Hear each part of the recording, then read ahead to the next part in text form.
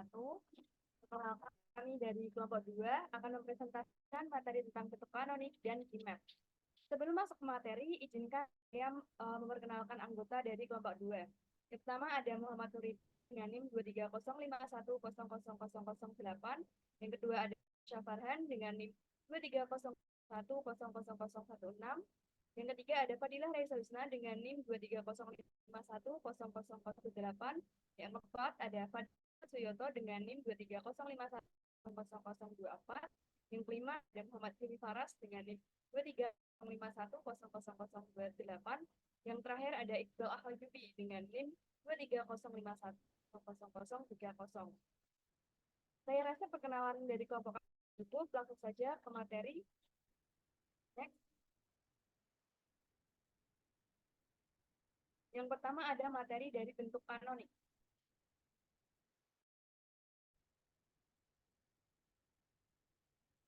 Bentuk kanonik.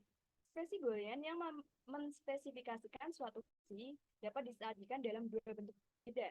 Pertama, sebagai penjumlahan dari hasil kali, dan kedua, sebagai perkalian dari hasil jumlah. Ekspresi Boolean yang menyatakan sebagai penjumlahan dari satu atau lebih minterm, atau perkalian dari satu atau lebih maxterm, disebut dalam bentuk kanonik. Next. Minterm dan maxterm. Minterm merupakan suku atau term di dalam ekspresi Boolean yang mengandung literal yang lengkap dalam bentuk hasil kali. Sedangkan maxterm adalah suku atau term di dalam ekspresi Boolean yang mengandung literal yang lengkap dalam bentuk hasil jumlah.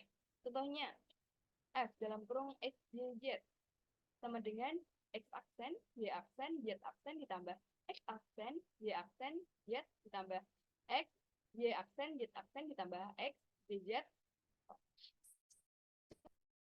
Suku tersebut merupakan contoh dari empat buah minterm.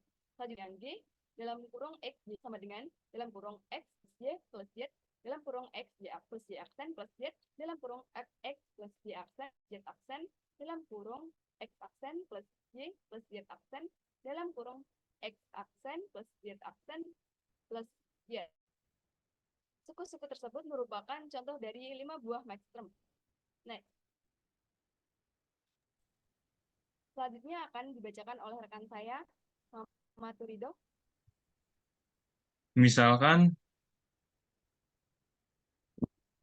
Misalkan peubah atau variabel fungsi Boolean adalah X, Y, dan Z. Maka X aksen Y bukan minterm karena literal tidak lengkap. Tidak terdapat variabel Z. Kemudian Y aksen, Z aksen bukan minterm karena literal tidak lengkap. Tidak terdapat variabel X. Dan XY aksen Z, XYZ aksen, X aksen Y aksen Z, minterm karena literal lengkap. Selanjutnya, X plus Z bukan maxterm karena literal tidak lengkap. Tidak terdapat variabel Y. Kemudian, X aksen plus Y plus Z maxterm karena literal lengkap. Dan XY aksen plus YZ plus Z bukan maxterm karena literal tidak lengkap. Next. Dua macam bentuk kanonik. Yang pertama, penjumlahan dari hasil kali, atau sum of product, atau SOP.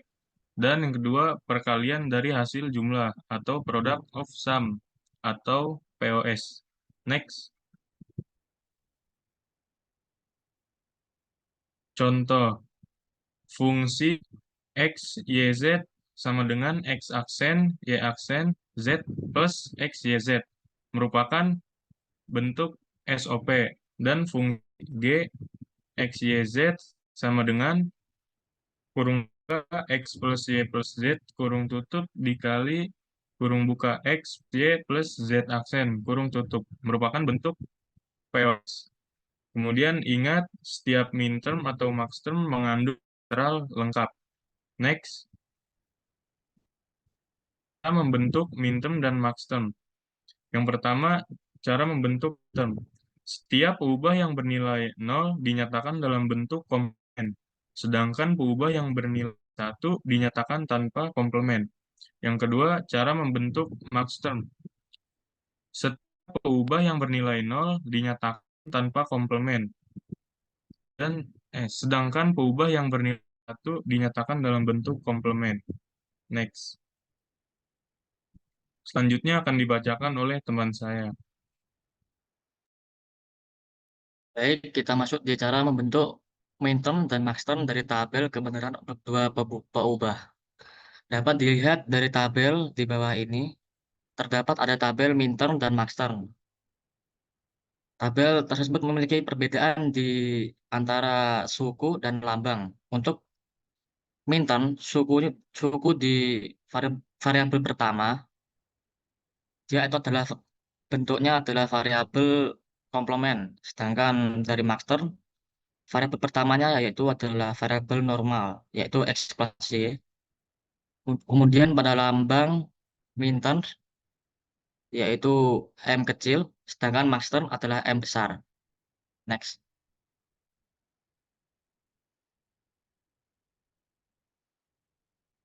Nah, cara membentuk mainan dan maxterm dari tabel kebenaran untuk tiga peubah. Sama seperti dua peubah, tetapi di tiga peubah hanya menambahkan variabel saja, yaitu adalah HZ. Next.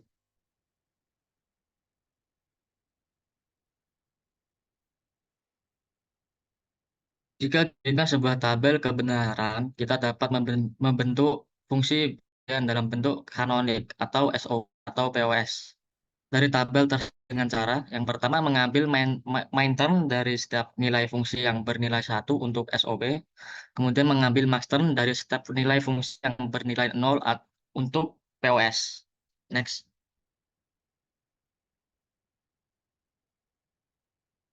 Kemudian kita akan masuk di latihan soal, yaitu nyatakan fungsi boolean berikut dalam bentuk kanonik SOP dan POS, yaitu f x y z sama dengan y plus x y. Untuk penyelesaiannya, pertama-tama kita lengkapi terlebih dahulu literal dari SOP untuk setiap suku agar jumlahnya sama, yaitu Y. Kita mencari bilangan saat dikali Y, hasilnya tuh tetap Y lagi.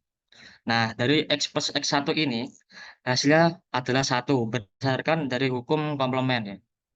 Nah, dapat hasilnya didapatkan adalah XY plus X aksen Y. Kemudian kita untuk mencari Z, sama seperti jana, dengan dasar hukum komplement, XY kurung buka Z plus Z aksen, kurung tutup, tambah X aksen, Y kurung buka Z plus Z aksen, kurung tutup. Hasilnya yaitu XYZ ditambah XYZ aksen, ditambah X aksen, YZ ditambah X aksen, YZ aksen. Kemudian kita sudah melengkapi ya suku Y, kemudian kita lengkapi suku XY. Sama pada suku Y, kita menggunakan dasar hukum komplement. Jadi XY kurung buka Z plus Z aksen, kurung tutup, hasilnya adalah XYZ ditambah XY aksen. Jadi f x y z sama dengan y plus x. Hasilnya x y z ditambah x y z aksen ditambah aksen y z ditambah x aksen y z aksen ditambah x y z ditambah x y z aksen. Hasilnya karena ya x aksen y z-nya 2, jadi bisa ditulis satu x y z aksen maksud saya. Maaf. X Y Z ditambah X Y Z aksen ditambah X aksen Y Z ditambah X aksen Y Z aksen. Atau kita bisa menulisnya dengan lambang ya. Jadi menjadi M7 ditambah M6 ditambah M3 ditambah M2 sama dengan sigma 2367. Next. Kemudian untuk langkah keduanya yaitu karena bentuk kanonik SOP-nya telah diketahui, maka suku angka tidak termasuk minterm dalam minterm adalah suku pada max term sehingga POS untuk fungsi f(x) sama dengan y plus xy adalah M0, M1, M4, M5 atau Pi0145 atau kita bisa menulisnya dengan variabel ya dengan x aksen tambah y aksen tambah z aksen kemudian buka x aksen tambah y aksen tambah z aksen kurung tutup kurung buka x plus y aksen tambah Z aksen, kurung tutup, kurung buka, X plus Y aksen plus Z kurung tutup. Kemudian Keymap akan dibacakan oleh teman saya.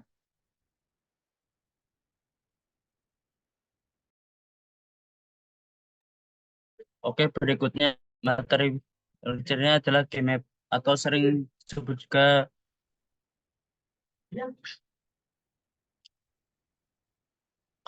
atau sering disebut juga Kornetman atau sering disebut juga Keymap adalah teknik penyederhanaan fungsi logika dengan cara pemetaan. Next.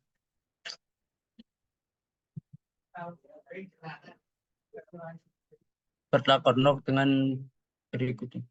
Dapat diperhatikan dalam kotak berikut M03 diliterasikan dalam kotak sebelahnya.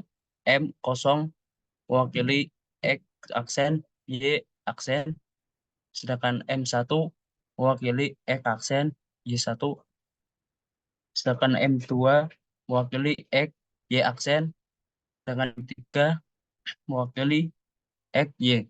Next. Berikut peta dengan 3 peubah dapat diperhatikan. M0 mewakili X aksen, Y aksen, Z aksen, M1 mewakili X aksen, Y aksen, Z, sedangkan M3 mewakili X aksen, Y, Z, sedangkan M2 mewakili X, Y, Z aksen, M4 mewakili X, Y aksen, Z aksen, dan seterusnya. Oke, next.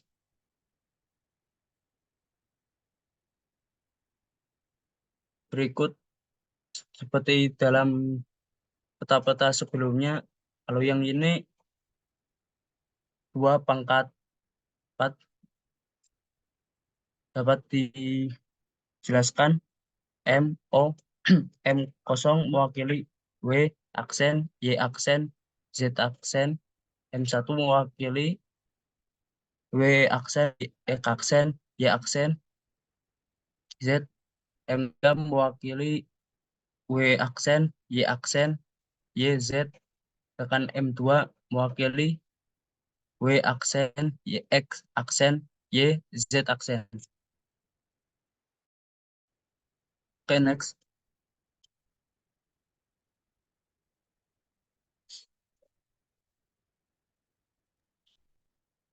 Berikutnya merupakan langkah-langkah penggunaan Keymap.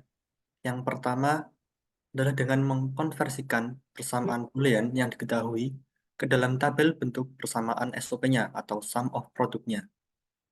Dapat menggunakan tabel kebenaran sebagai alat bantu. Kemudian yang kedua, menggambar Keymap dengan jumlah sel sama dengan 2 pangkat jumlah variabel inputnya. Yang ketiga, mengisi sel Keymap sesuai dengan minterm pada tabel kebenaran. Kemudian yang keempat, cover minterm bernilai 1 yang berdekatan dengan aturan sebagai berikut. Yang pertama, hanya minterm berdekatan secara vertikal atau horizontal yang boleh di cover. Kemudian yang kedua, jumlah minterm berdekatan yang boleh di cover adalah 2, 4, 8, 16, dan 32.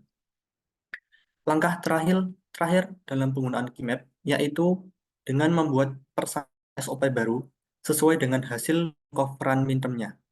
Next. Berikutnya ada dasar penyederhanaan. Dapat dilihat ada gambar yang pertama. Gambar itu mewakili fungsi ABC sama dengan A aksen B aksen C plus A aksen BC. Kemudian untuk menyederhanakan persamaan tersebut, yaitu dengan menghilangkan variabel yang berbeda, di mana variabel berbeda tersebut adalah B aksen dan B, sehingga hasil dari fungsi ABC sama dengan A aksen B aksen C plus A aksen BC sama dengan A aksen C. Next.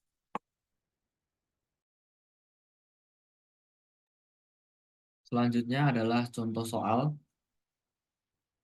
Untuk contoh soal diberikan fungsi fx, z, f, fx ZZ sama dengan X absen, Z absen, plus X Z absen, Z absen, plus XY absen Z plus XY Z absen.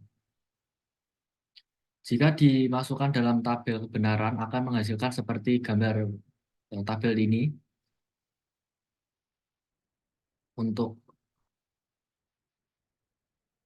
0, 1, 0 atau X absen, Z absen nilainya 1 dan seterusnya seperti itu.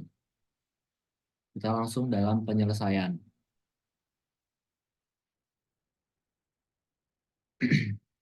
Dijawab. Untuk 3 peubah dapat diingat sebelumnya, 3 peubah terdapat 8 tabel. Ini dapat dihitung menggunakan dua rumus pengubahnya atau 2/3 untuk di sini. Akan didapatkan hasil 8. Selanjutnya, untuk nilai sebelumnya dari tabel kebenaran dapat dimasukkan untuk 0, 1, 0. Kita lihat 0, 1, 0 diisi 1. Dan untuk nilai-nilai ini dapat dimasukkan semua. Dapat dihasilkan seperti ini. Selanjutnya adalah pengelompokan. Sini sudah dikelompokkan. Di sini ada 1, 1 untuk yang vertikal dan 1, 1, 1, 1, 4 buah untuk yang horizontal. Untuk mengelompokkan dapat diingat bahwa dalam pengelompokan minimal tadi adalah 2. Yaitu 2, 4, 8, 16, sampai 32 atau sampai 64. Kita hitung yang nilai biru terlebih dahulu. Dapat kita lihat dalam pengcoverannya, nilai biru yang tidak berubah hanya X yang tidak berubah. ZZ-nya semuanya berubah. Dapat dilihat Z menjadi Y, Y absen, dan Z. 0 dan 1 berubah. Z absen dan 1 berubah. Jadi untuk yang pengelompokan berwarna biru ini, pengcoverannya yaitu X. Untuk kelompok selanjutnya, dapat kita lihat yang warna merah.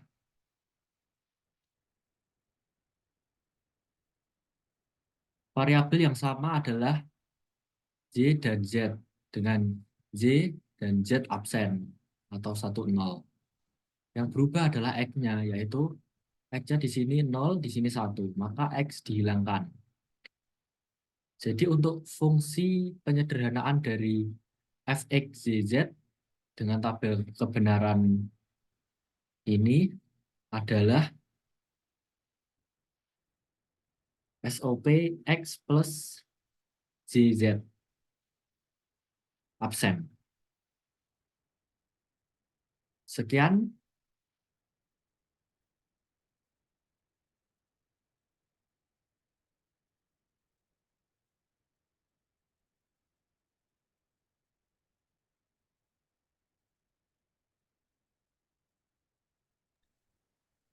Itu tadi merupakan sebuah pembahasan dari materi bentuk kanon dan Gmap dari kelompok kami.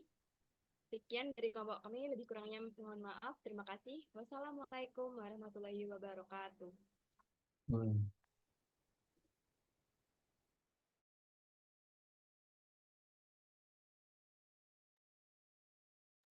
Terus kan